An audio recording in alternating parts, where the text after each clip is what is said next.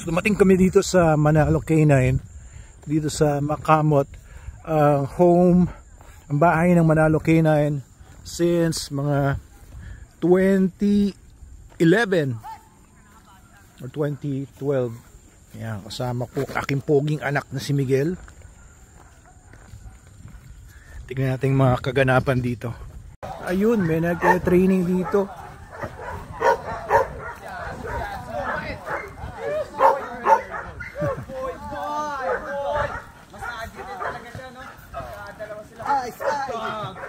Sino yung mga yan? Sino yan? Parehong sa kliyente. Mga nagpapatrain pala sa amin ng mga may-ari nitong mga asun to. Ayos oh. Oh, lakas kumagat oh.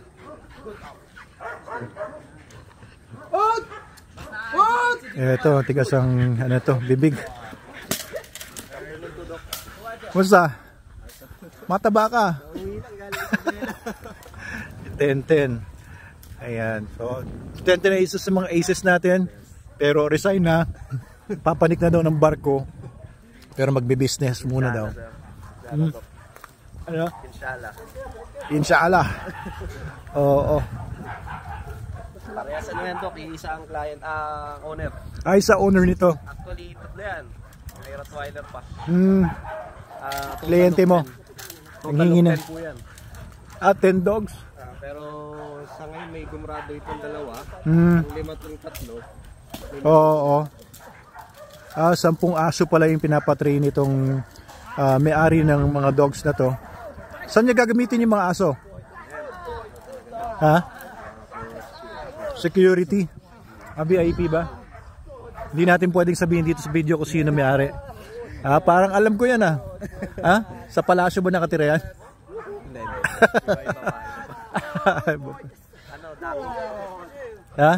Datu sa Mindanao. Okay oh, tiga Mindanao pala yung may-ari nitong dalawang asong to. Tindi to. Galing ba sa atin yung mga aso niyan? Hindi naman. Linya na ba natin yan? Hindi, ibang linya no.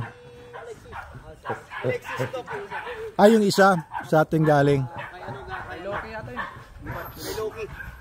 Anak. Napagod. Hingal na hingal oh. Okay, so yan ang mga ginagawa dito sa Manalo K9 everyday.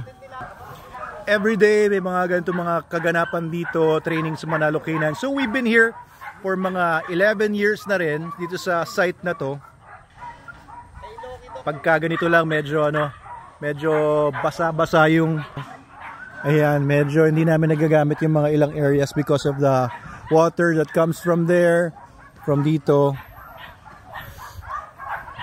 Tsaka mga makeshift lang ang mga struktura namin dito.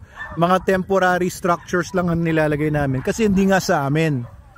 Dahil hindi sa amin to, mga temporary structures lang ang nilalagay namin. Pero doon sa bago nating site, makakagawa na tayo ng permanenteng mga structure. Siyempre atin na.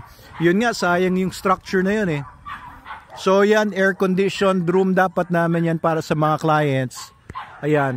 Clients, dog area. And sayang lang yan kasi alis kami dito, iwan namin yung structure na yan. And doon naman sa kabilang banda, yung whelping area, yung structure na yan ay may iwan din namin dahil hindi naman namin pwedeng bit-bitin. Sayang, di ba? Kaya kukunin lang namin yung mga pwede namin gamitin dyan, yung mga bakal. Pinagbabawalan nga kami ng owner na kunin namin yan. At gusto niya yata na gawing apartment. Hindi kami pumayag. Siyempre sa amin yan gastos namin yan. Siguro yung mga semento kanya na, yung mga konkreto. Pero bibit-bitin na yan. Pati itong training hall na yan sa likod ng kubo, bibit-bitin natin yan doon sa kabila.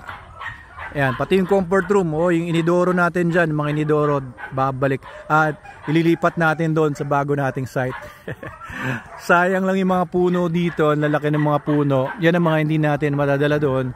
Magtatanim tayo ng mga bagong puno doon sa bagong site kasi iilan lang yung mga puno natin doon.